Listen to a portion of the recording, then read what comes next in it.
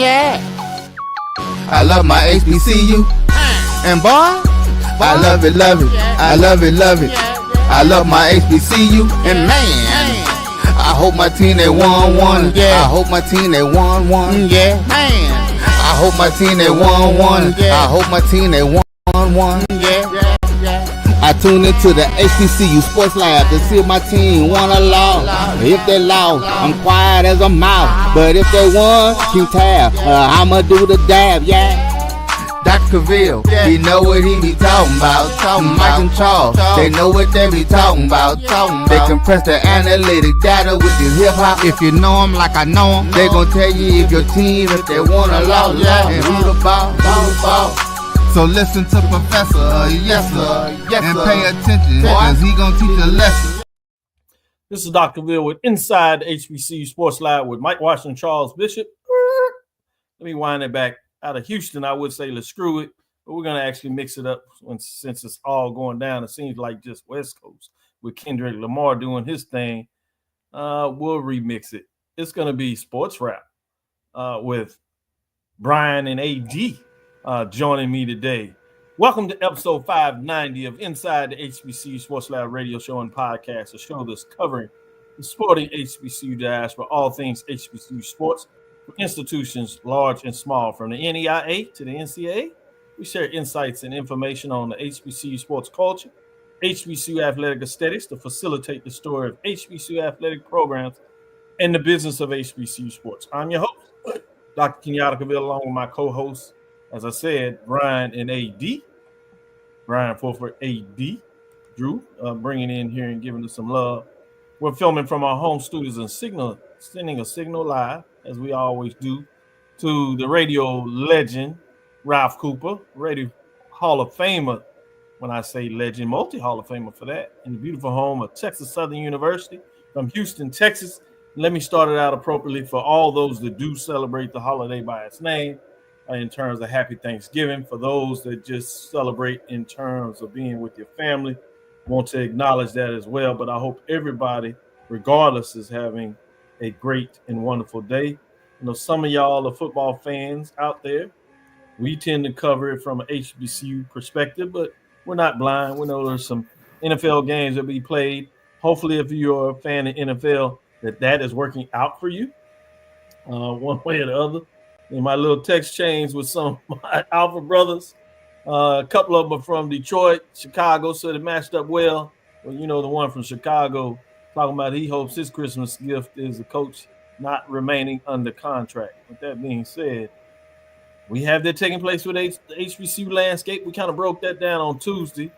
So we'll move and see what your thoughts are. On the back end of this, we'll talk a little bit about the HBCU football game today, early on in terms of the score. We'll take a deeper dive in the second half of the show.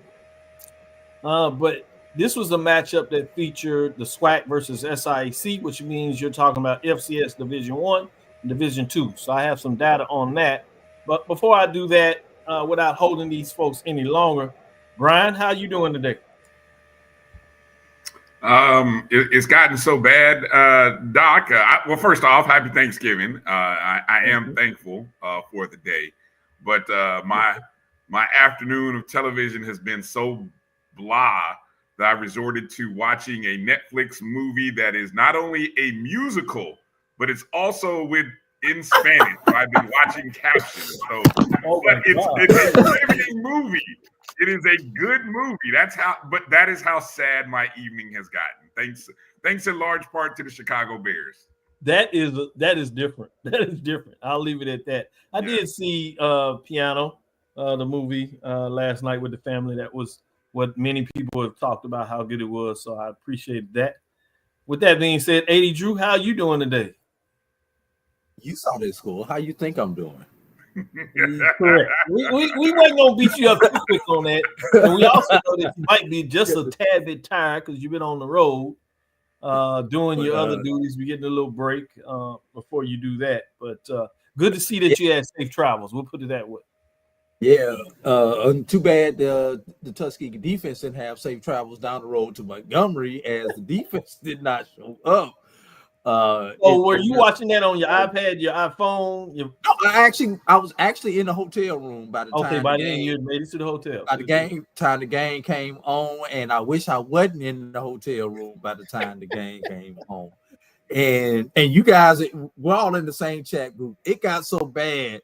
I had to put in the chat group. I was like, is there any basketball on today that I could watch? Because watching between the NFL game and the HBCU football game, it was like no entertainment the first 3-4 hours that I was in this hotel room, man. That meme you put up in terms of TU talking how to cover on the defense was hilarious. I wish I could show that for everybody. But he had the cheese head and he had fingers going like everywhere. And literally, you saw a player put up his hands and like point back, and somebody's like, "You know me?" Ever, please, somebody. That's what the defensive coordinator said. Somebody, please. And the plays of Tuskegee defense, and I know we're gonna get into this, but I gotta say this: the plays Tuskegee defense was getting beat on are basic plays. I mean, this was, you got a man in motion. One of the basic things of middle school football is who's covering him, who got him. He in motion. I got him. You got him. Somebody. Nobody's got it. So it's, so those are the things that was frustrating as a fan. Sure. That Absolutely. simple things. It wasn't like they just out schemed. Right. And, so that makes brain fart. Exactly. They say turkey sleepy. We're gonna get into a little more of that, but to your point, I did want to get up there to this point that the record, and you'll take a little deeper dive in terms of that's 4 straight from Alabama State. But I wanted to look at the HBCU FCS D1 matchups against Division II. And coming into the season, we had a lot of folks thinking that there were a couple of matchups that would probably likely or could favor SIEC, and some people thought definitely should favor the SIEC over either the MEAC or the SWAC in terms of certain matchups. Well, at the end of the day, the record was 9-1. 9-1, so 90% of the time when you had these matchups featuring Division I HBCUs versus D2, and we kind of got a little bit of talk about this, is the gap widening in terms of FCS, particular HBCUs versus D2s. I wanted to get your opinion on that. Last year there were a couple of more, but even overall last year, there was a pretty big discrepancy in terms of the win-loss record when you look at it. And we tend to remember the D2, if you would, wins, not so much the FCS wins because they're supposed to happen. So that's fascinating. Drew's having a little technical difficulty, and we'll bring him back up. But Brian, what are your thoughts on it? I don't know if it's what was it last year? I mean, I know that there was one last year, wasn't there? I think there were at least 2. There were at least 2, maybe 3 wins. They were all early, so they probably stuck with you. You had the Central State win over Valley. That was in Chicago. Remember, I had the question on the media day, and the coach went off about their trip. And then you had Pine Bluff. You had Alabama State actually losing to Miles. It was a near upset the following week with Miles going to Arkansas Pine Bluff. But oddly enough, coach said that while he got the win in Alabama State, he lost so many players in that matchup that it actually hurt him the rest of the season, including the matchup that he almost had a win versus Arkansas Pine Bluff. So I think there might have been one in the MEAC. So I think there were 3, maybe 4, but it was essentially 10 type games. That would seem to me last year would seem like an outlier to me. Like that would seem rare. 0 or 1 would be the norm. Like if I walked into every season and you asked me how many Division II teams are going to beat an FCS team, I would go 0 or 1 just on GP. And then if you ended up with more than that, okay, now I'm saying, okay, well, look at the circumstances that resulted in that occurring. So yeah, and to the point, there was maybe like 2 close games essentially when you look at it. Right. One of them obviously led to the field goal win by Clark Atlanta, which shocked everybody, not just because it was D2 over FCS in that matchup. It was didn't shock everybody, Doc. I'm not. No, you called it out early, but I knew that one. I called that one out way before. You correct, and I had said Clark Atlanta would be good, but I'm saying generally the pundits outside of us geniuses, most folks were shocked not so much by just that a D2 beat a FCS in terms of HBCU, but the fact that Clark Atlanta, a team that hadn't been very good, even though folks like myself and you said that Clark Atlanta would be a different team and would be in the hunt.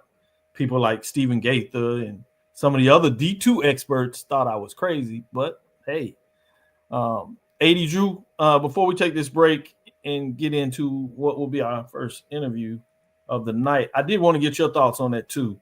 We were saying the overall record for D2s versus FCS at the HBCU level was 9-1, and most of those games weren't close.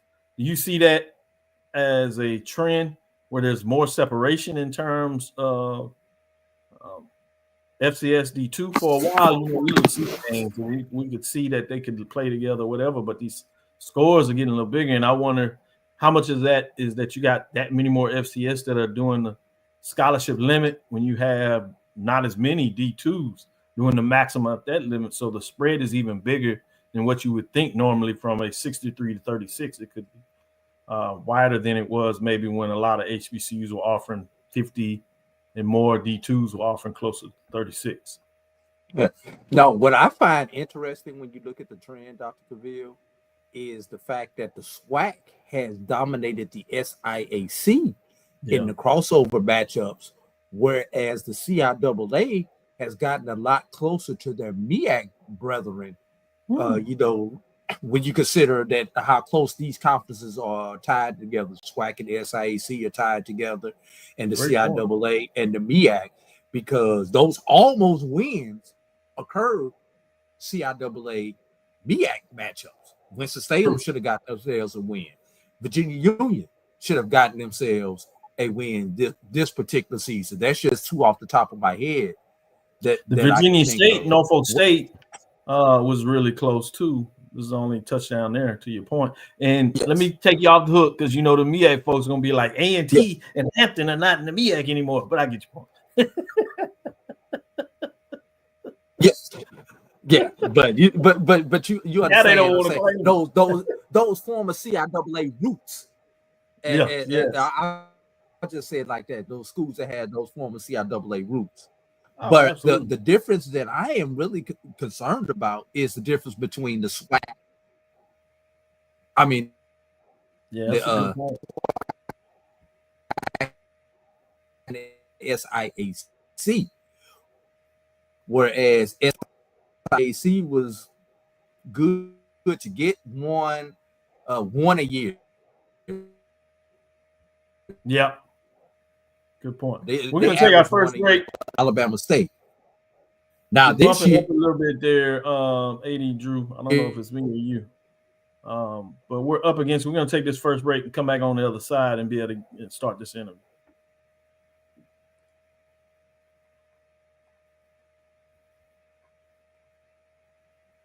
HBCU football fans, this year's Cricket Celebration Bowl has a new date. A champion will rise at Mercedes-Benz Stadium on December 14th as the MEAC and SWAC champions meet once again. Join us in Atlanta for championship football, interactive fan experiences, and iconic marching bands. It's an HBCU family reunion that you don't want to miss. See who will be crowned the next HBCU national champion. For event and ticket information, visit thecelebrationbowl.com. Looking for the ultimate cultural experience of 2025? The Zora Outdoor Festival of the Arts is where you need to be. From January 31st to February 2nd, Eatonville, Florida will come alive with incredible live performances from the Levert Experience and the Barcade. Immerse yourself in interactive art. Shop from over 80 vendors. Take a journey through history with a new virtual tour. And enjoy family-friendly STEM activities. Plus, don't miss the unforgettable R&B tribute to the legends.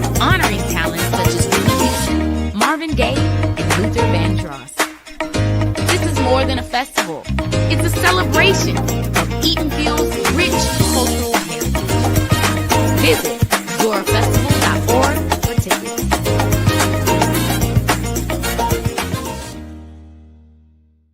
ESPN Events Band of the Year, a title reserved for the absolute best in the world of HBCU marching bands. A season-long competition that culminates in Atlanta on Friday, December 13th. Drum majors, percussion, drill, auxiliaries, musicality. All aspects will be adjudicated by expert judges in the world of college bands. 4 bands will qualify for the big stage, where national champions will be crowned. Follow us on social media for ranking updates throughout the season. And join us at Mercedes-Benz Stadium on December 13th. For event and ticket information, visit bandoftheyear.com. Compress the analytic data with your hip hop. If you know them like I know them, they gon' tell you if your team, if they wanna lose, and who the ball. So listen to Professor, yes sir, and pay attention, cause he gon' teach a lesson. This is Dr. Will with Inside the HBCU Sports Lab. Mike Washington, Charles Bishop, I told you they're on assignment. I think they're just somewhere eating some turkey. Probably turkey sandwiches, because I know Mike going back for seconds. Charles try to sneaks in there too. He acts like he's working out and stuff like that, but he knows how to do the cheat code. But with that being said, without further ado, we have none other than a friend of mine. I'll say that I know him just a little bit. I don't know if he claims me like that, but interview with Coach Tremaine Jackson, head football coach of the 10-0 nationally ranked #1 according to the AFCA Division II coaches poll, #2 in the D2football.com, Valdosta State Blazers, and #1 in the Super Region 2. On board to give us a little discussion about this matchup.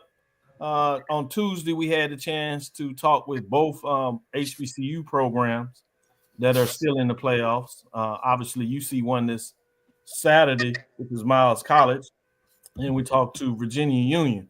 So we wanted to have the chance, particular with your HBCU background. Hopefully, many people know by now. Obviously, you're HBCU, or if you would, alumni of Texas Southern University, right there out of the SWAC.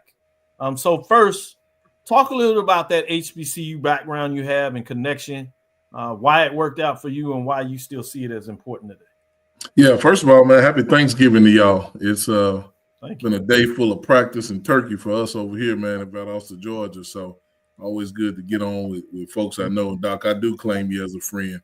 I appreciate it. That being said, I don't want you to share the practice, but you certainly can share the turkey. Oh man, no, but it's good to see y'all. Man, my time at Texas Southern as a player and a coach, it really, I learned a lot. I went to a PWI out of high school. We were getting our heads beat in, man. So I decided if I'm gonna play college football, I'm gonna at least be at home. And being from Houston, half my family went to Texas Southern, half my family went to Prairie View, and so I grew up on both of those campuses. And so I came back to Texas Southern, and just the amount of things that I've taken from, again, my time as a player and as a coach, the things that you learn on an HBCU campus on not just school, but how to navigate as a Black man in this world, have really helped me throughout my career and throughout my life, man. And we certainly, in our coaching ways, we try to share some of those experiences with our players. And so I always, after every game of ours, I check the SWAC stats and the MEAC stats. Got a lot of great friends and former colleagues or former people that we work for that are coaching those teams now. And so it's just kind of always been near and dear to our heart. And so I love it, man. I tell these people here, I'm an HBCU guy. Don't get it twisted. We coach where we coach, and we love it. But certainly, my heart is always going to be there in that realm of things. So that's how it's played a part for me. Let me ask one more question before we get in and allow these gentlemen to follow up with some additional questions. You hear this terminology about retread or HBCU retread coaches, which is always weird for me. And AD Drew Bryan has talked about this as well. The coaching circuit is really pretty small. Mm-hmm. So you always going to churn and, as you said, have relationships with folks and move over, whether it's in what I refer to as the historically white colleges and universities, HWCUs or HBCU spaces. So I'm not even sure if there's a real thing as this HBCU retread. But when you hear that, what is the challenge and danger of coaches that are looking for opportunity that may be outside of the circle but have an HBCU background but can't get in because people are pushing back on that framework and don't even realize how deep that is in terms of where you work with your experiences and whether you can get things done regardless of what type of institution you're at. Yeah, I think, Doc, that happens on both sides. And, you know, some guys that are in black colleges, you know, I talk to them about getting out and crossing over to the what we say in coaching as the other side. And I don't know why it's like that, but that's kind of how I came into it. They tell me I coach on the other side of the tracks, but I've been on both sides of it, and so I think it's like that on both sides. At the end of the day, either you're a good football coach or you're not. It don't matter where you coach at. And I've learned just as many things from the guys I worked with when I was at Texas Southern as I did with the guys I worked with at Texas State. And so it really doesn't, to me, it doesn't matter. You can either coach and recruit, relate to young men, or you can't. And so you can be a middle school coach, man, at Phyllis Wheatley Middle School or something like that. If you can do it, you can do it, man. And so we try to stay away from those stereotypes, not let people put us in a box on either side. Man, I believe that we can coach. And so regardless of where it is and what institution it might be at, we just strive to change the hearts and minds of young people using the game of football. And that's all we want to get done. And certainly the difference is, I joke with our guys here, man, it ain't nothing like them bands in the pageantry of black college football now. It ain't. I mean, I done been to Texas A&M. I done been to all them places, and that's cool. But man, it's nothing like hearing that neck from one of them black college bands. It's nothing like knowing you in warm-ups and they coming in, as we say. Here they come. Still to this day, I hadn't seen that. And we didn't coach at some places, so we try not to buy into that. A lot of great coaches across the country on every level and in the different institutions, regardless of what the institution stands for. That's very evident when you talk about Valdosta State that it has a rich football history in terms of championships, and you had to rebuild it. Had a great run last year, and this year you come into the playoffs with a first-round bye in terms of your status as the number one out of that Super Region 2, but you're 10-0 in what many people think is one of the toughest conferences at the Division II level to go south. With that being said, let me let Brian jump in here with a follow-up question, and then I'm going to go to AD Drew. Coach Jackson, good evening. Happy Thanksgiving to you. Same to you, sir. Good to see you. Good chance to talk to you again. Hey, congratulations on the season. If you would, kind of talk about the journey and the challenges of this season. You know, you guys got into the quarterfinals last year, and this year, one game after another. I mean, I know coaches like to use the 1-0 mantra and hold. I don't know who started that. I'd really like to know who started the 1-0 mantra, because I even say that now in my daily life. I tell my kids that I teach, look, I'm just trying to win today, guys. You know, let's get through the day and then we'll worry about tomorrow. But you stack up enough of those 1-0s and you end up 10-0. Talk a little bit about the journey over these 3 seasons and now this challenge in front of you, where, I mean, I think the expectations are pretty high for your team and the community. Yeah. You know, appreciate that question. We started off rough here in 2022. Man, we went 5-6, and when you go 5-6 at Valdosta State, people they want you done. They want you out of here, man. Nobody's gonna come in my yard and put a for sale sign because they don't know what I got in the house. So I wasn't worried about that. But you know, they give you the dirty looks in Publix and they get on their Facebook and they talk about you pretty bad. You know what I mean? And so, but we came here with a vision and we came here with a plan.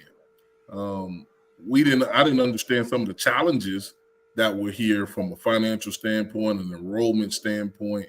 The state of Georgia is a little bit different than most states when it comes down to funding its athletic programs through its state institutions. And so all of that stuff matters. Well, that's not in the head coaching book. You know, that's not what you sit around the table at the interview and talk about how you're funded. You just kind of assume, which was bad on my part, that things were done because of the success we had here. So once we adjusted and figured out how to get things done, man, 2022 is probably the most beneficial year of my career, not just as a head coach, but as a coach, because we had to figure it out with the expectations high. You know, we were trying to ride Lexus, and we had Hyundai money, and so it didn't work out. Once we figured out though that we could get what we needed the following year, had some help from some boosters along the way, but once we got our program and foundation laid down, we knew we could turn the corner, and now you look at that product from 2023 going 12-2, getting to the quarterfinals to where we are now. The challenges of this year have been the worst challenges or the highest challenges that we faced. And we had a hurricane, and our kids and staff, we were without power for 2.5 weeks, and we missed the football game, and we went on the road to Georgia State, lived in the dorm. Doc, I ain't slept in a dorm since 2006. Wow. And me and a full-size vinyl mattress had a fight one night, and it won. And so we you talking about getting up coaching football, man? I'm talking about my back hurting and coach's back hurting, and man, we had the flu run rampant through our team right after that because we integrated on somebody else's campus, and so we've had some adversity, and yet our players and our coaches, they just found a way to keep coming to work every day and keep getting the job done. And ultimately, our young men made a decision that they wanted their senior year and their junior year and whatever year they're in our program to be a good year. And so we were able to face all the adversity off the field, still come out and do what we need to do from a football standpoint and do enough to be successful. However, I still feel like we haven't played our best football game yet. We're still searching for that. And people say, well, Coach, you 10-0. Well, there's a standard that we play to here. And we haven't played a full 60 minutes of that standard. And so we're still looking for that. And I think that's what keeps us hungry and ready to play in this tournament that we're in now. Because now we went from 159 schools to 16. Well, when you cut down to 16, everybody's good. Everybody found a way to win and get here. And so now you're going to have to be playing your best ball right now. And I look forward to watching our kids try to do that on Saturday. Great information there. AD, please. All right, Coach Jackson, how's it going today? Good. Yeah. At the point in time of the hurricane that you're talking about, I was actually living down not too far from you guys. I took then, and I traveled through the Valdosta area.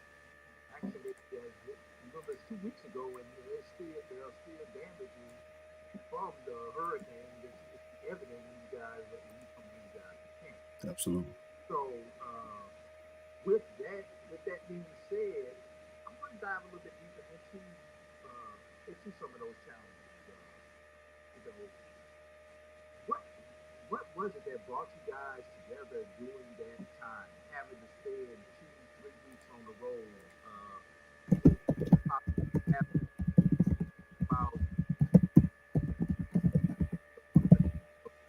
It wasn't just Valdosta for your guys. You got a lot of players from Florida and Georgia who were impacted by this hurricane. So, what was it that really brought you guys together during that final time? Yeah, man, what brought us together, in my opinion, was going to bed on a Thursday night and people telling us, oh, this hurricane ain't going to be that bad. We probably still going to play on Saturday. To waking up Friday morning and there's trees down. I'm trapped in my neighborhood. Our players were trapped, and everybody found a way to get to that building because they just wanted to be around one another. There was no phone service. Everybody's cell phone was not working properly, but they found a way to get to that building because they knew in that building, if we could just be together, we'd all have a chance. And I thanked our parents. because our parents trusted us as coaches with their kids in a really bad time. And you know, we got the majority of the kids out of here, but our travel squad stayed, and they wanted to be together, and they decided to play in spite of not having hot water, in spite of not having power, in spite of not having that cell phone. And you know, like I know, that cell phone is a major tool in what these guys try to get done. And so, I think that decision that they got together and made, because I asked them point blank, what do y'all want to do? We can call it good.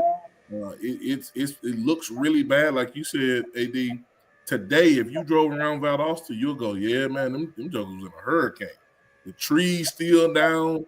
It looked worse than that. The Friday after, it looked like a war zone, like some off a movie, man. And these kids still wanted to play football. I thought that was big. Because what they remembered was the things that we did in January, February, March, and April to get us to this point. The Valdosta State doesn't pay for summer school. Division II, we just don't do it. We can't pay for your housing in the summer. Man, these guys went and got jobs. We had 122 kids stay here this summer.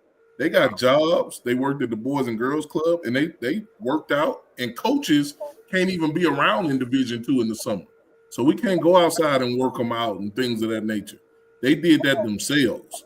And so they didn't want all that stuff to go to waste. And when they made that decision and they told us, hey, we can go to Georgia State, we can practice at a high school one night, we can practice at Georgia Tech for 2 days, and then go up and play shorter later on that week. And these kids wanted to do that. That was enough.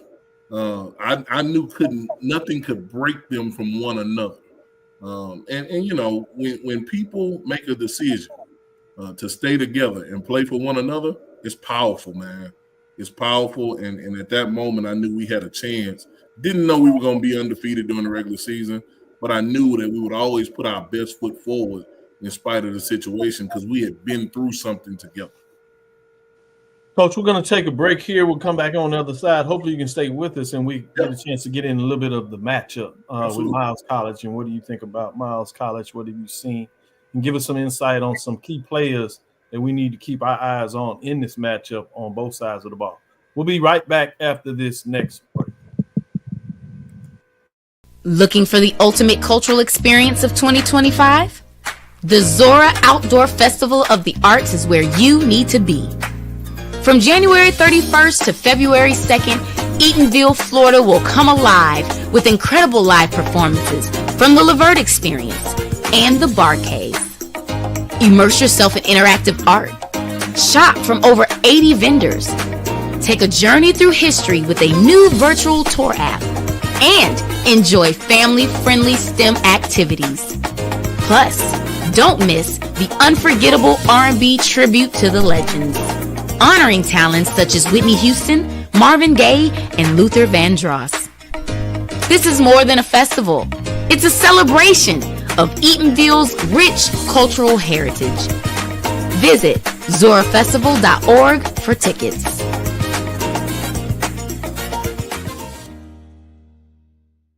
HBCU football fans, this year's Cricket Celebration Bowl has a new date. A champion will rise at Mercedes-Benz Stadium on December 14th as the MEAC and SWAC champions meet once again. Join us in Atlanta for championship football, interactive fan experiences, and iconic marching bands. It's an HBCU family reunion that you don't want to miss. See who will be crowned the next HBCU national champion. For event and ticket information, visit thecelebrationbowl.com. When it comes to professional learning, teachers deserve better. From the leader in online learning, Stride brings you the Stride Professional Development Center, an on-demand library of mobile-friendly courses that gives teachers choice and flexibility, allowing them to learn anytime and anywhere. Our dynamic courses provide bite-sized learning and help educators advance their knowledge while also gaining professional development hours. It's time you take charge of your learning. Visit us today to get started. At AutoMasters LLC, our mission is to serve our community by providing quality automobiles at affordable prices. All of our vehicles are inspected and certified to offer you the confidence in knowing you have a quality vehicle. Our goal is to provide you with a seamless process and positive experience for your automobile purchase. Financing recommendations and specific vehicle inquiries are available at your request. You can find us at www.automasters06.com and follow us on Facebook and Instagram. Also, please feel free to contact Terrence Miles at 601-927-7794. And oh yeah, tell him Sonia sent you. Compress the analytic data with your hip hop. If you know them like I know them, they gon' tell you if your team, if they wanna lose, and who the ball. So listen to Professor, yes sir, and pay attention, cause he gon' teach a lesson. Yes, we're back with Coach Tremaine of Valdosta State, the number one ranked team when you look at the coaches poll at the Division II level, number one in Super Region 2, as they like to call in those parts.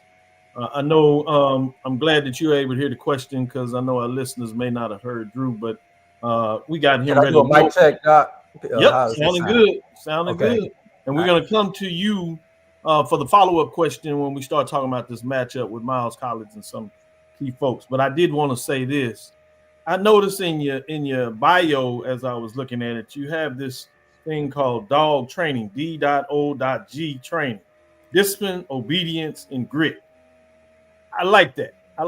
But I have this thing called 8, training mindset, active, persistent, and excellence, so I just love to know as a professor, I have it too, but I guess yours is good. You are attending those, so I'll let you make it.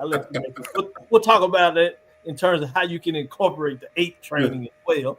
But with that being said, AD Drew, get us back on the appropriate track and ask your question.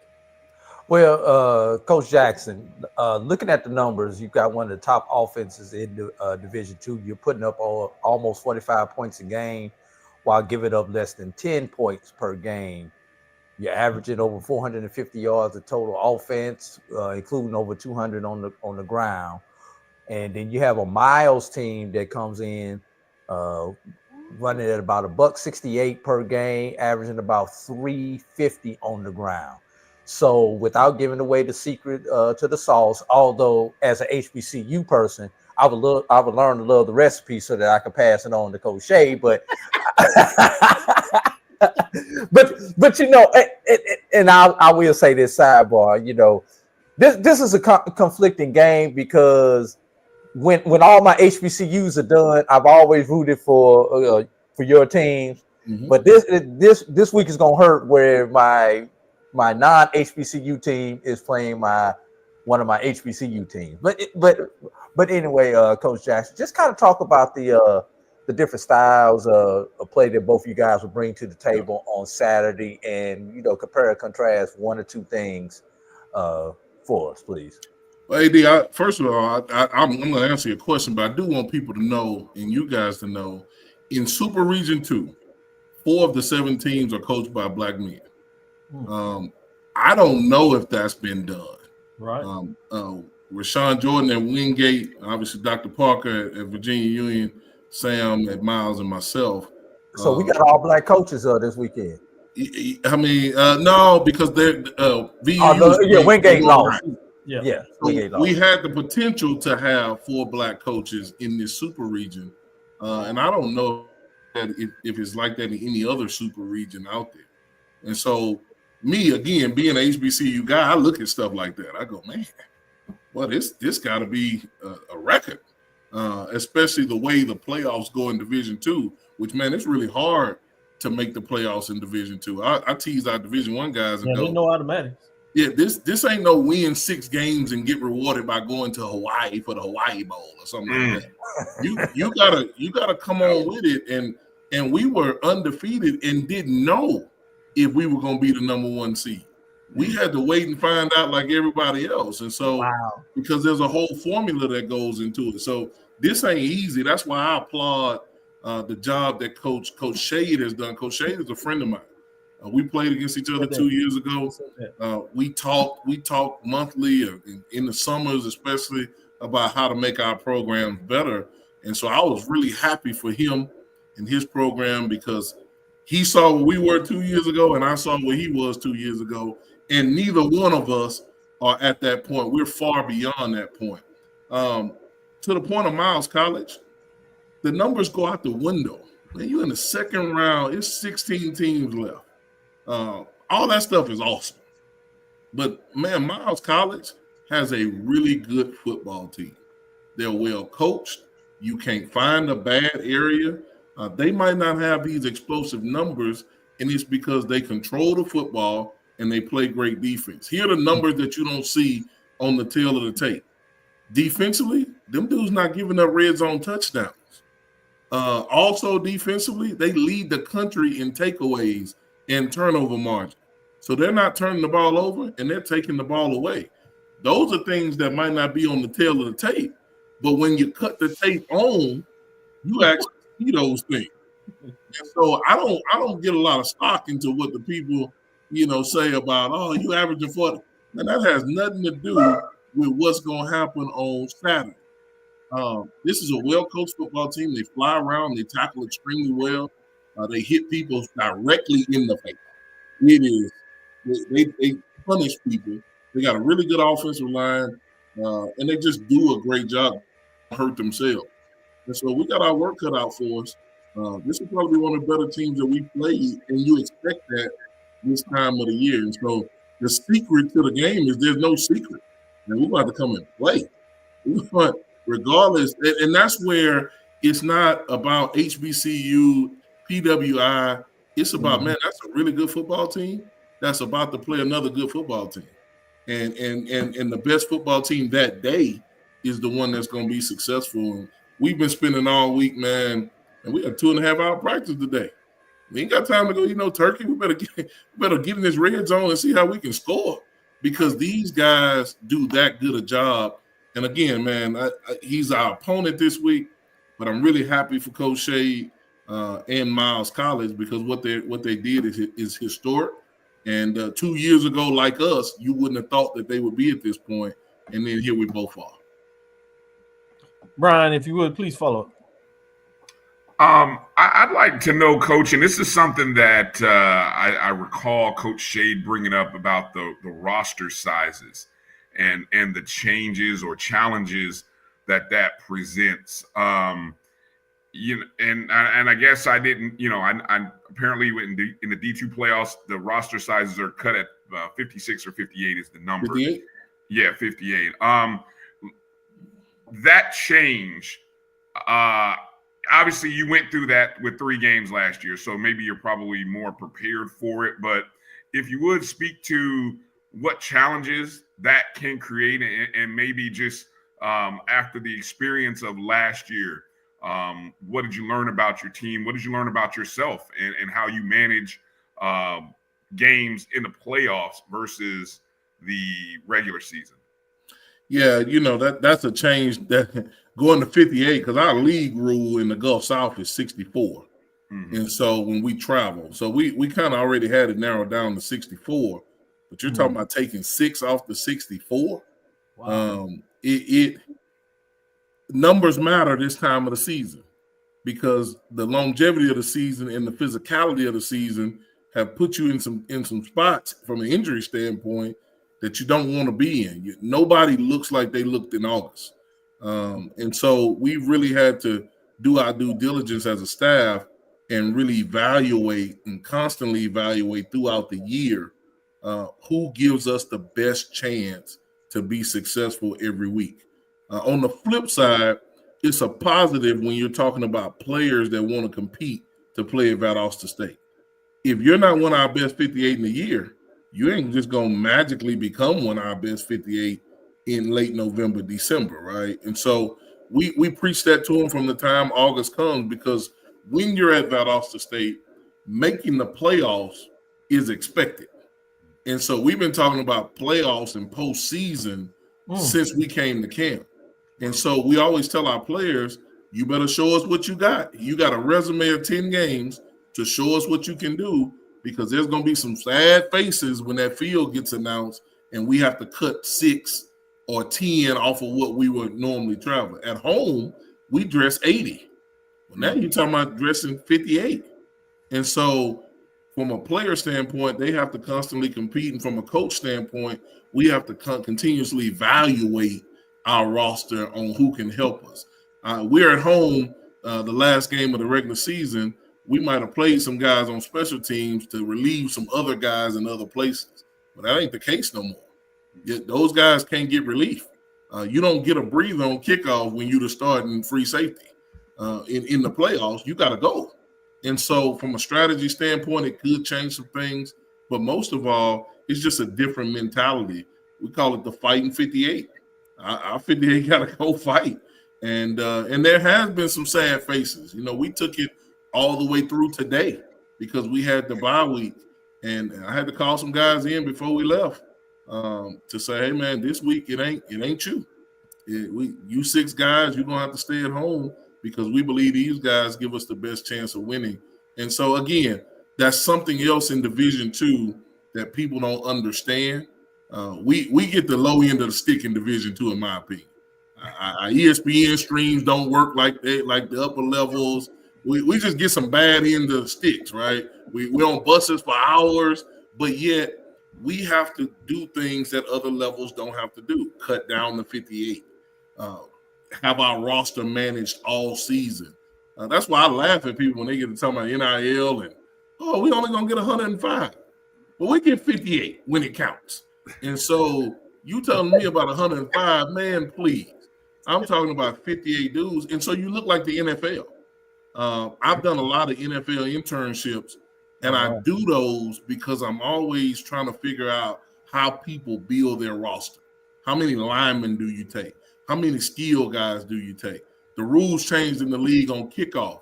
A lot of DBs lost jobs when that rule changed because now they can go get more linebackers to play that style of kickoff. That stuff intrigues me. The roster management intrigues me. And so I think we've got it narrowed down to what works for us, but it's definitely a challenge. And I bet you if you talk to any Division II coach in the country that's in this tournament, they'll tell you the same thing. Appreciate that. Let me follow up on this type of question. I know from a coaching perspective, you really want to look at things from a team perspective. Mm-hmm. But if you would allow me in this, talk about 1 or 2 matchups from a player that's really been outstanding for you, but happens to be lining up in some situations or maybe in multiple situations with one of the better players from Miles, at least from what you saw on tape. Can you tell me 1 or 2 of those matchups that we should keep our eyes on this Saturday? It's interesting when you said that. So now I understand that it wasn't just the HBCU, SIAC, CIAA thing in terms of the streaming product that ADU was trying to work on, but that's kind of across the board for D2. So it's a good thing to know. Yeah. So here's the matchup. Their defensive line versus our offensive line. Okay. Man, these dudes got 4 jokers up there that can rush. And here's how I know that they teach them to rush. They rush the run. They don't play the run. They rush the run. They swimming and getting it. And as a D-line coach, it's refreshing to me until I got to play against it. And then they get you because they're not overly big, but they're overly active. And so our offensive line is gonna have we gotta bring our lunch pail this week. And that's not an individual matchup. That's the matchup in every football game that counts, and even more so this week. These guys got 4D linemen that have made a lot of plays, rush the quarterback, not sack, fumble, make the quarterback pop it up, somebody get a pick. And then I would say our quarterback versus their secondary. Okay. They got 4 DBs that can go, especially the 2 safeties back there. Those guys can go, and the 2 safeties on the back end is the reason why they beat Carson Newman. Just made a great play at the end, man, a real athletic interception at the end. And, Carson Newman is an option team. They all of a sudden wanted to be air raid at the end, but they made them pay for it. And so those are 2 critical areas that we've got to be really good at because they do a great job with disguising coverages. And when you add the rush on top of the disguise, it presents problems. And here's the deal. It ain't nothing that we ain't never seen, but it's the way that they do it and how hard they play that really stands out when you're watching tape. They got a quarterback that manages the game extremely well. and the Gennaro Scott kid, the running back, he's going to get you the hard yards. He's averaging 5 yards a carry.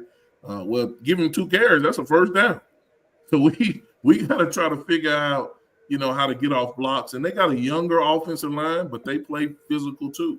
But those 2 matchups that I mentioned earlier, I think that's going to be the key to the game. The D-line versus our O-line, and then our quarterback versus their secondary. That's where the game is going to be won. They rely heavily on their defense, and it's proven to work for them in the 10 games that they won, especially. I promise to get you out on this one. We'll take a break and we'll come back and close things out with AD and Brian. Appreciate you for taking this extra time on Thanksgiving, particularly when you get it done. I wanted to ask you from this perspective, taking it back off the field in more of a philosophical perspective. We have a lot of fans at HBCUs, rightfully so, when you get into some of these, again, as I refer to it as HBCUs versus HWCUs, particularly at the same level, whether it's D2 or at the FCS level, those matchups.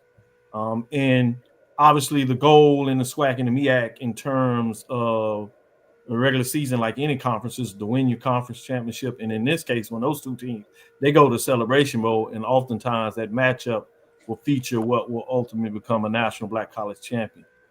But there are cases like you saw with North Carolina Central last year, FAMU a couple of years ago, where you might have the one slip up, great game between 2 teams that are equally matched up. And because you got the divisional thing, at least in the SWAC, they can't play again. So you get a chance to get maybe an outside large playoffs. Obviously, Tennessee State and OVC, they are in the playoffs this year outside of the other one. But do you believe, being on both sides, your experience of what you were at Texas Southern, your experience at the higher level of FBS, this experience on the West Coast in terms of the D2, if you would, talking about Colorado when you were there, and now in the Deep South in terms of Valdosta State, perennial championship level program in many ways. Do you believe that'll help you? Not to say that we want to push you out the door. I don't want my Valdosta folks mad at you. But if you just play along with this, if you have the opportunity to go back to HBCU, wherever it may be, certainly the next level, do you believe that total part of your package and the experience of what you've seen on this side that has allowed you to be successful will help you if you ever get the opportunity to come to the HBCU on the FCS? Yeah, Doc, I do, and I believe that because I've been able to see the line play on both sides. The game is won and decided in the line play. And so when I was at Texas State and we would watch the Prairie Views and the Texas Southerns play common opponents like Nickel State and Rice and people like that, the game was not won because of the skill or lack of skill guys. In most cases, the SWAC in general has equal to or better than skill guys than in the lower level of the G5 and certainly in the FCS. Where the game is different is in the line play, and not just in the line play, but in the depth of the line play. Okay. And so I'll give you this example. When I was at Texas Southern, we believed in the line play. But boy, if there was a receiver that could make the crowd stand up, we was gonna go get that receiver. Because that's what it is. We're gonna throw that ball up, and the trumpet's gonna stand up, and we wanted to hear them trumpets. But at Texas State, we were gonna go get the right tackle that was 6'7", 290 pounds that we could develop into being a monster. And we might not have that good-looking wideout, but we were going to be able to run that ball and get that timeout because we were going to be bigger than you in the trench. Well, as you look at it even today, we've crossed over with some guys. It's just different in the line play. I mean, you cut on the skill. If it was just a straight line race, man, it's some dangerous jokers in HBCU football that can play anywhere. And you see that with this transfer portal deal going, right? Like some jokers that can play anywhere. But in the line play is where the game is won, and at least where the game is controlled more on both sides. If I got a great 3 technique and you got a little squatty guard, we're going to kill you.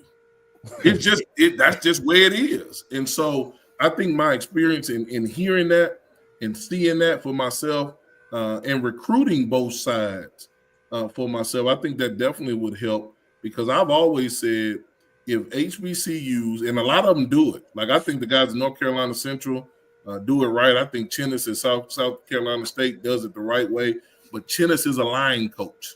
And so that area of the program is going to always be good because he's a line coach. But so do you see that with Southern and Jackson State in terms of their success this year? Yeah, absolutely. With Jackson State, I haven't seen Southern on tape. Okay, but just from the prime era to now, Jackson State took a D lineman from us. He had came to campus and was on our campus, and they came and got one from us. And now he making plays from them. And so that's where it's won at, man. It's won in the line play.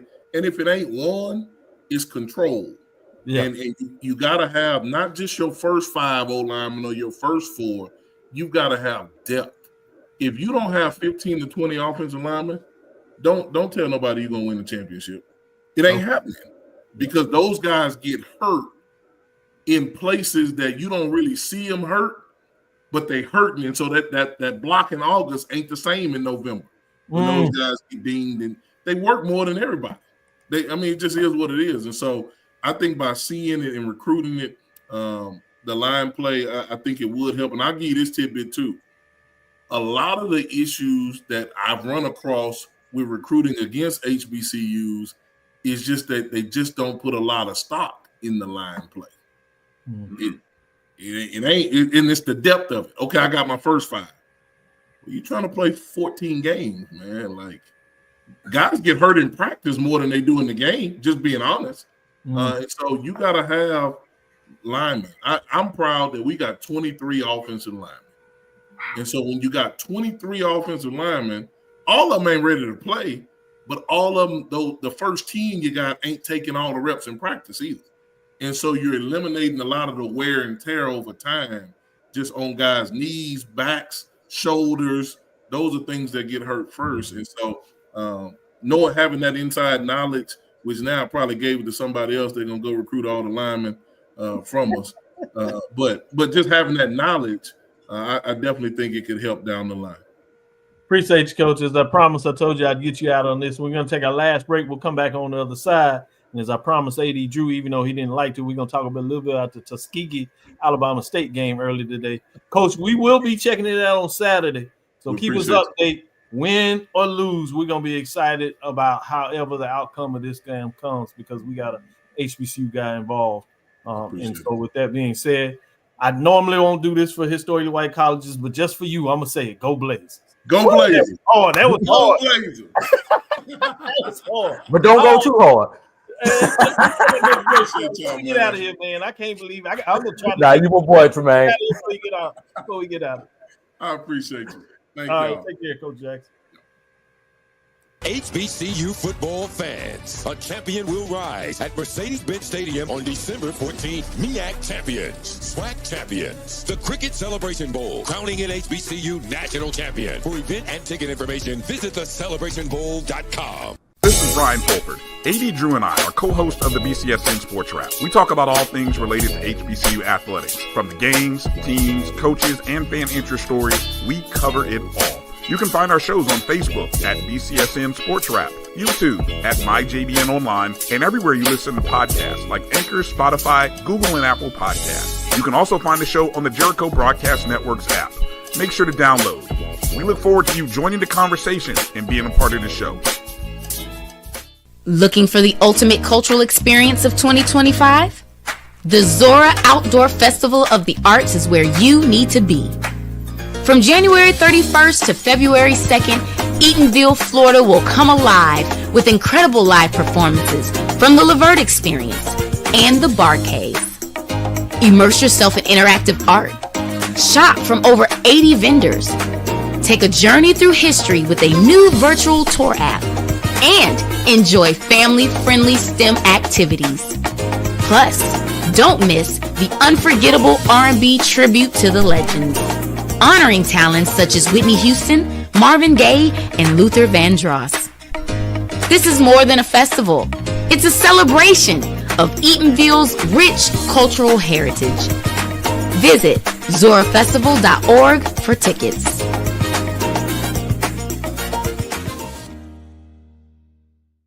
ESPN Band of the Year returns to Atlanta on December 13th. 4 marching bands will qualify for the big stage, where 2 national champions will be crowned. Follow us on social media for rankings updates throughout the season. And join us at Mercedes-Benz Stadium on December 13th. For event and ticket information, visit bandoftheyear.com. Compress the analytic data with your hip hop. If you know them like I know them, they gon' tell you if your team, if they wanna lose, and who the ball.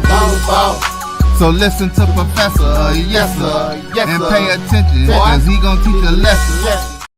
This is Dr. Cavil inside the HBCU Sports Lab with Professor Fulford, Professor Drew, part of that Sunday night show that you all get, Sports Rap with Brian and AD.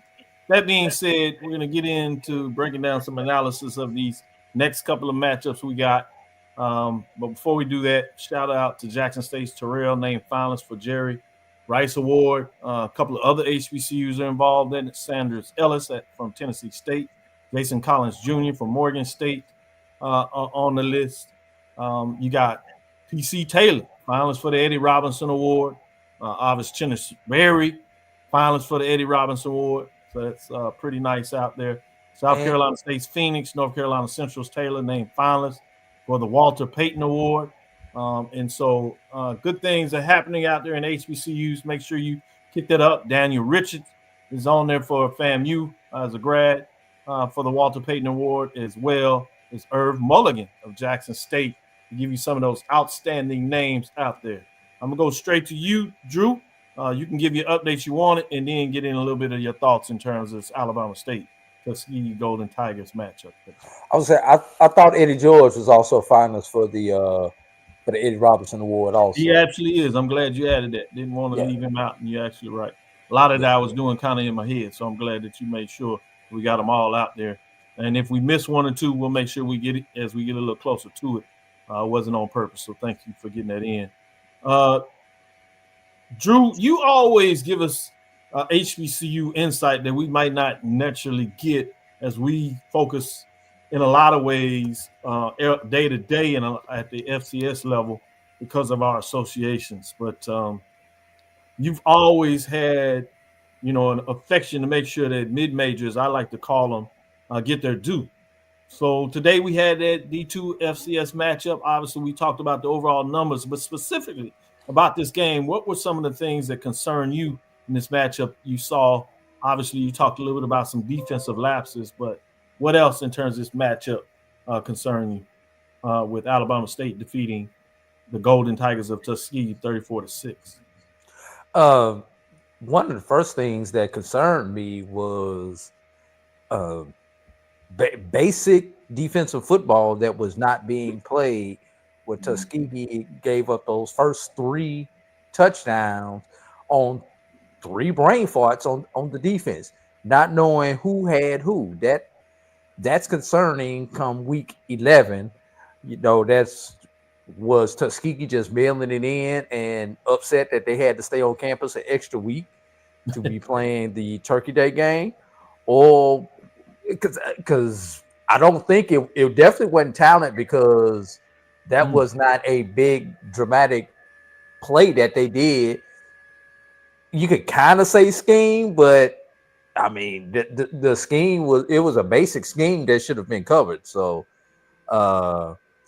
something else that concerns me is the attendance at this game. You did put that up. The reported attendance was 21,567, but when you looked at the visuals and you looked at the visiting sideline, the people were not there. So that had to be about 18,000 on the home side, where you couldn't see it, and in the suites and in the tailgate areas and things like that. I think it is time for Tuskegee, when this contract is over with, to consider pulling back out of the Turkey Day Classic and playing on the Turkey Day Classic. It has lost its luxury. Keep the rivalry going. I'm not saying end the rivalry, but playing this game on Turkey Day is not working. Let's keep in mind, 2012, when the new ASU Stadium opened, that held the attendance record until recently, when the Jackson State games finally overtook FAMU, yeah. the Children's record, and then FAMU overtook that number. Still, I think the Jackson State is still the number one in that stadium, but that's been in the last 2 years. So for 10 years, that opening game on Turkey Day was the game. And I could get into some of the whys if you guys want to on why this game is not working in this spot anymore. But I want to leave time for you guys to dive deep into the game before I get into that chatter. Yeah, hold on to that because I certainly want to hear that, and maybe we can close on those final thoughts, and it'll be a good way to kind of close out and allow y'all to go get some of your pumpkin pie, a sweet potato pie. Hopefully, if, you know, takeout. I'm in the hotel. It's takeout.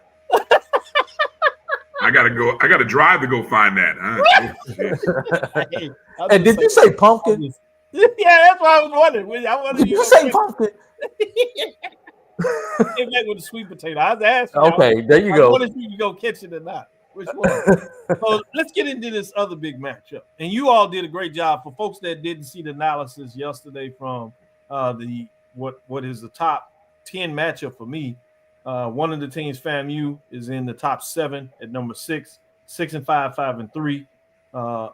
Alabama A&M is at 6-5, 4-3. Much like Alabama State was fighting for today, is not to be at 500 and solidify a winning season. One of these teams are going to be able to do that, while the other one will slide to 500. So it's 6 versus 8. I'm intrigued. For those that, you know, if you would tease out a little bit as you kind of broke that down yesterday, Brian, and for folks that want to go take a deeper dive, they can go back and see O&G in terms of how y'all broke down that matchup. But your thoughts now in terms of where you may see this go, particularly with the ups and downs. Alabama A&M had told their players that a young man that we've all continued to keep our prayers with had passed. We found out that it was a mistake. His father on the West Coast thought he had got the news that was the case. His mom that is with him said it's not. And then during the show today, Alabama Tuskegee, they actually put up there and said that he's in stable condition, which I think is significant to hear that. And as you're getting your thoughts, I'll make sure that we share the name with everybody that I'm sure knows, but just for dexterity's sake, we'll do that. But if you would, Brian, go ahead and give your thoughts on it. Well, I would imagine that for Alabama A&M, hearing that he's in stable condition versus the alternative of what we heard 24, 36 hours prior to that will bring a sense of relief for some players. But I still think it's just, you know, Alabama A&M is coming into Bragg with motivation, with you know, because most teams. I mean, look, Tuskegee. Sorry, Drew, mailed it in. I don't know what they did. It looked like they mailed it in. Like those guys, even with the week off, you know, and the free meal and the bus ride, 2 weeks off, they didn't want to come on. You know, they didn't want to come out and play. At least that's what it looked like. They made a wide receiver look like he was the greatest quarterback in the SWAC. So Alabama A&M's motivation is interesting from a couple of standpoints, and that we kind of talked about that. This young man, you know, what's his situation? They have something to play for, get a win, finish the season for him. But also, something that probably is being less talked about is they're coming in on a 3-game winning streak. And they might be on the verge of ensuring that their coach is going to be around for another year, when a lot of folks, right, or at least has the opportunity. Yeah, he's standing on better ground. You know, if you finish the season on a 4-game win streak, you're going to be able to stand on firmer ground going into that meeting with AD with Dr. Paul Bryant than maybe if you weren't on this 3-game winning streak, or say you end up losing this last game. So, you know, that the players, I don't know if they're really thinking about that. I don't know. I think they're more in tune the fact that if you look at statistically what A&M has done over the last 3 weeks, they put up some good numbers. Now, you could also say, look at the competition they played. But I will say, is FAMU's defense any better than what they played the last 3 weeks? I don't think so. Sadly, I hate to say that. So that's why I look at this contest and say there's going to be a lot of points. The biggest surprise in this ball game is if somebody's defense holds the other team to like under 20, 21. That would be the biggest shock to me if that happens. But I'm expecting this game to go, each team to maybe score over the 30s. And I've said first team to get to 42 is the team that wins the ball game. Drew, I want to get your thoughts on the matchup. And before I do that, the young man's name, I promise I would do that. Medrick Burnett Jr. And I didn't realize until it came out also that he was a transfer from Grambling. So Grambling was emotional about this. And obviously we're going to talk about their matchup because he still has some colleagues and friends over there that are playing on Saturday for the Bayou Classic in Southern. But first, your thoughts on this A&M, the agriculture schools matchup. Well, I want to echo everything that Brian said, but I do want to focus on the newfound FAMU's offense after making the change at offensive coordinator. Yes, we have a small sample size. Well, we've got a 1-game sample size, so it's not even a sample size. It's just a blip right now. Is it a blip? Or was it the play calling beforehand that was FAMU's problem? Because you got to think about it. Until Texas Southern, sorry, Dr. Cavil, FAMU hadn't scored 30 points all season until they played Texas Southern. FAMU did not have a rushing touchdown all season until they played Texas Southern. Then, of course, we had the fiasco with Prairie View and Valley. Now, this last game, FAMU found a running game again. When is the last time we seen a running game in Tallahassee, Brian? Exactly. You can't even answer. College. So undergrad. Exactly. So now, what tape does Alabama A&M study to try to figure out what FAMU is going to do? Do they go back to the Prairie View loss? Do they go back to the Valley loss? Or do they look at last week against Bethune when they were able to pull out the 3-point victory against Bethune and figure out what trends what trends they have to plan for? So advantage FAMU in that particular match because Alabama A&M really doesn't know what to study, 10, 11 weeks in because of this recent change that they have. And the thing is, whose defense is going to make a play? Whose defense is going to cause a turnover? Well, FAMU it has not been good at causing turnovers. So I think that's an advantage Alabama A&M. I say all that to say I expect a close game. Obviously, you know who I'm going to be pulling for. But given all that, it's probably going to be a blowout one way or the other because I really think one of these two teams is going to mail it in tomorrow. Yeah, that's an intriguing point. Well, let's switch it. We're going to go to Saturday. And uniquely enough, we got a Thursday, Friday, and Saturday lineup again. I told how I was excited about that 2 weeks ago when we first had that Thursday, Friday, Saturday. This one is obviously because of the movement of the A&M matchup with the Ags, with Rattlers versus the Bulldogs. Now we go to the Bayou Classic. Drew, I want to know your thoughts on this. Grambling State Tigers coming in at 5-6, 2-5. So for them, horrible in terms of what they've been able to do in the SWAC matchup. But overall, they get a chance to go 600.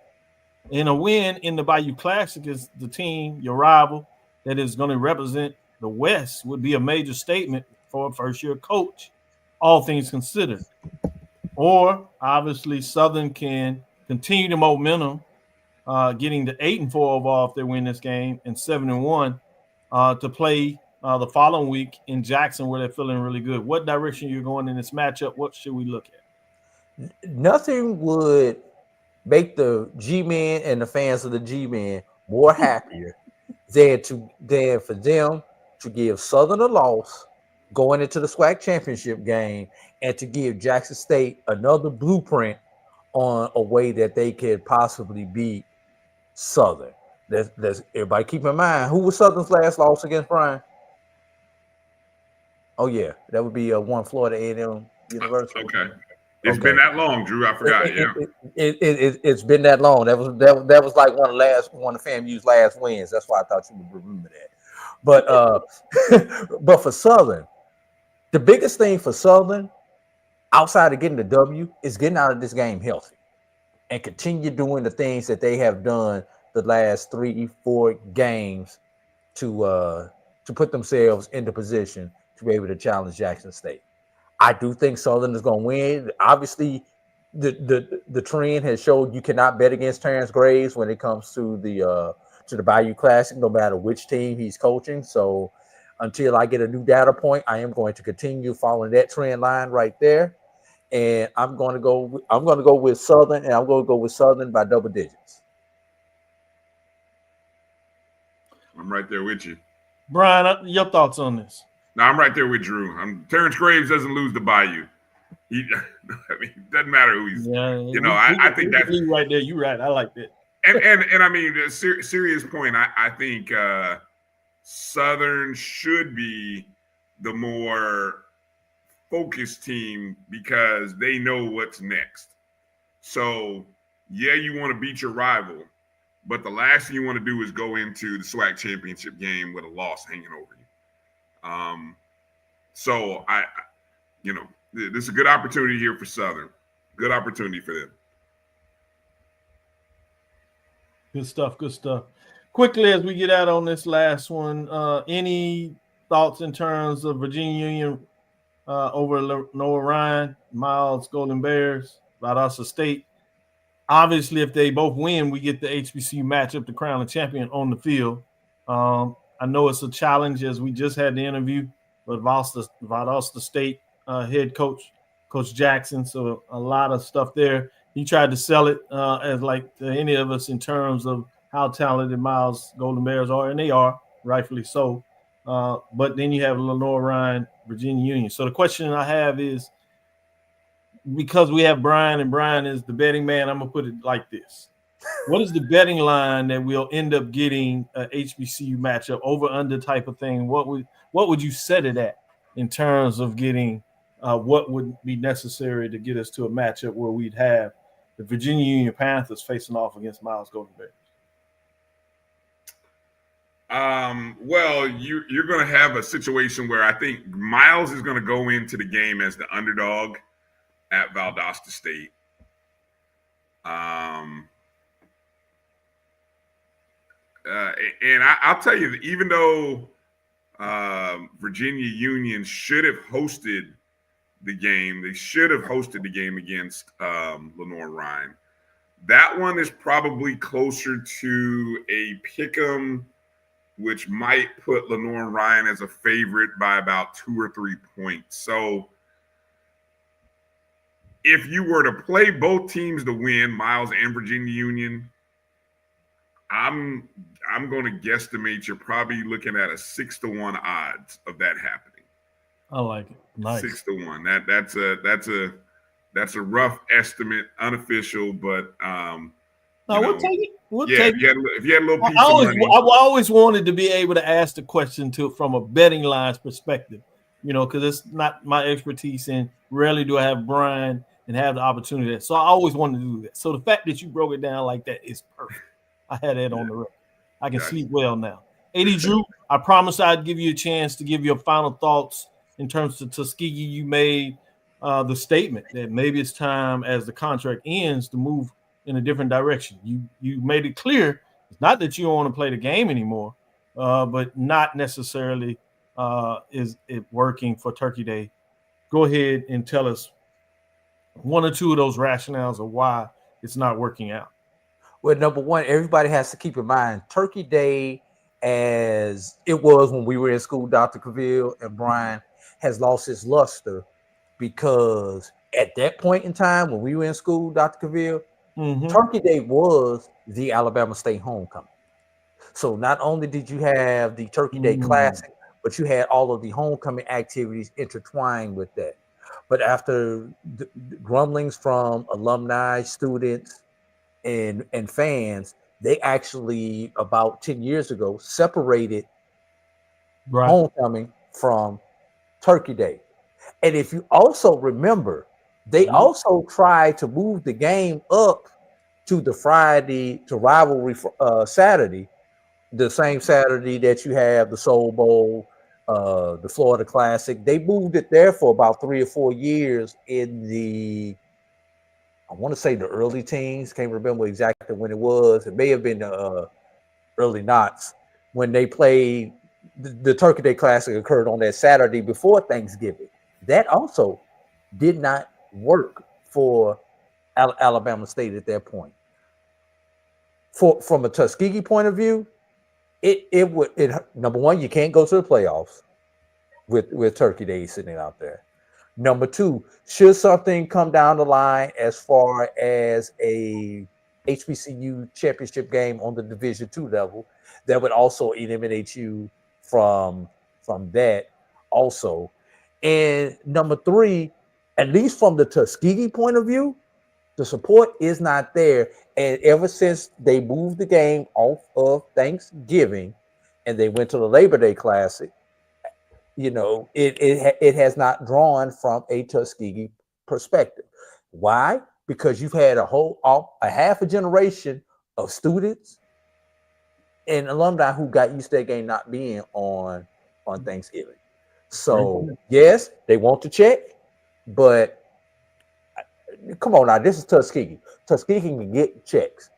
They can get checks elsewhere. It doesn't have to come from Alabama State on Turkey Day. And that's no offense to the Alabama State people, but I think it's time for both sides to reevaluate this opponent on this particular game. And Miles is definitely not going back in to fill in like they did when Tuskegee dropped either, because of where the Miles football program is now, and with them being a perennial playoff contender there in the SIAC. There's nobody else left in the state of Alabama for them to play. So, so who would Alabama State play then? Who, if Tuskegee moved off, who would be an opponent? At one point in time, it became a conference game.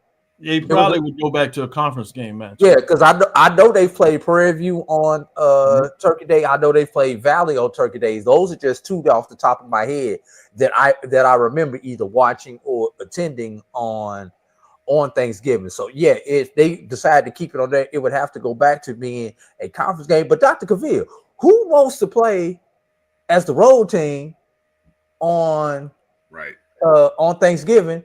And then what kind of draw you gonna get? What happens when UAPB becomes that opponent on Thanksgiving? You know it's not gonna be Southern, and you know it's not gonna be Grambling. You can kiss those two goodbye. You know it's not gonna be Alabama A&M. So that's three opponents that you already gonna eliminate from being on that game.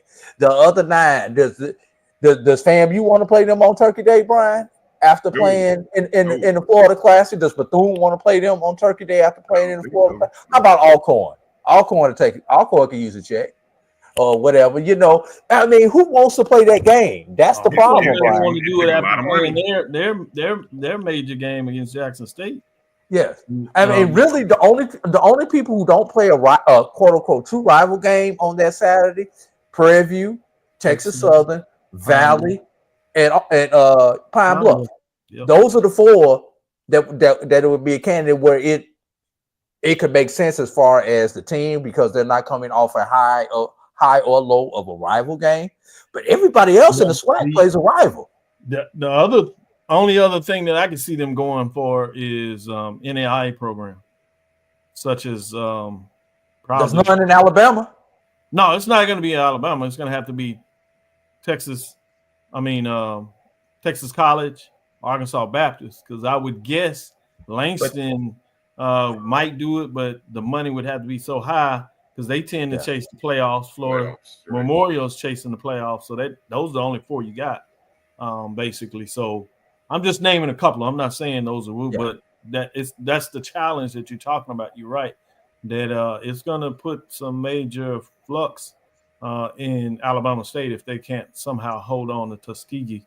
And basically, the only thing I can see is basically what they offer in terms of the payout has to increase to entice folks to get in there. But great debate, perfect way to leave it. Give some thoughts for folks as they get into tomorrow's game and then Saturday, kind of close things up before we find out who's going to be the other team representing the SWAC in the Celebration Bowl for that big SWAC championship game matchup next weekend. We are planning to be there. And so we'll keep you updates. We'll see what we're going to do in that match. Will we be able to do some live programming, or will we just give you your traditional news updates that we're in the house for that championship? We'll also be in Atlanta for the Celebration Bowl. We're looking at doing something maybe prior to that, Thursday, Friday type of thing, and then something obviously Saturday, maybe even to open things up, and certainly on Sunday. So we'll have a full lineup. We'll give you some updates on what that looks like, but continue to check us out. Saturday, you get the Carlos Brown show as he gives you an update getting into the Bayou Classic as he gets prepared to do that. He tells us all really bad today in our little chat session in terms of the meals there. Well, Brian was so excited that he had to ask specific, what is that? So he knew what he was ordering, whether he went to the online to get something delivered to him for his additional stuffed bell pepper Saturday stuffing to make sure he watched the Bayou Classic appropriately. He wanted the food to match.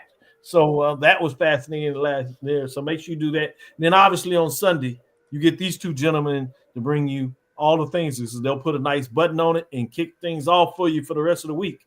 You got Brian and AD and Sports Rap. Thank you for listening inside the HBCU Sports Lab. Make sure you share our podcast with your friends and colleagues. Also, we got a lot of other shows on the BCS network, particularly on the podcast side. Make sure you checking those out. Download the BCSN podcast and all those for those that are not already sharing it with your friends and getting us out there. We appreciate you, all the lab listeners. As we like to say, I am Dr. Kenyatta Cavil, the Dean of HBCU Sports, coming from inside the lab in the College of HBCU Sports with Mike Watson, Charles Bishop, special guest. I don't even know if I want to call you guests. Y'all are professors, as I said earlier. Brian Fulford, 80, Drew. Thank you for making sure you showed some of your Turkey Day with us. Go back and eat your leftovers. Be merry, as we now got to spend our money for Christmas. Again, we want to thank you for listening to Dr. Bill's Inside the HBCU Sports Lab with Mike Watson, Charles Bishop every Tuesday and Thursday at 6 o'clock. Gave you a little extra time today for your Thanksgiving special. Sunday at 9 a.m. We'll break down. That'll be one of the final polls as we're nearing it for the top 7. We'll see if there's any changes at the top in that poll ranking. Will someone switch their pick? Yeah, or is everybody holding steady? We'll see if the discussion from last Sunday changed any voters' mind. Yeah, don't tell them you said. Don't tell them. We look forward to next week as we discuss the latest in the news. When we say next week, we're talking about Sunday. Follow me, Dr. Kenyatta Cavil. That's DrKenyattaCavil. That's Facebook, Instagram. Inside the HBCU Sports Lab, both on Facebook and YouTube, as you know. Dream big. Continue to move forward. We will talk with you soon. Brian? Of course. AD? Guard your wallet doing those Black Friday sales, everybody. Lecture. Dismissed.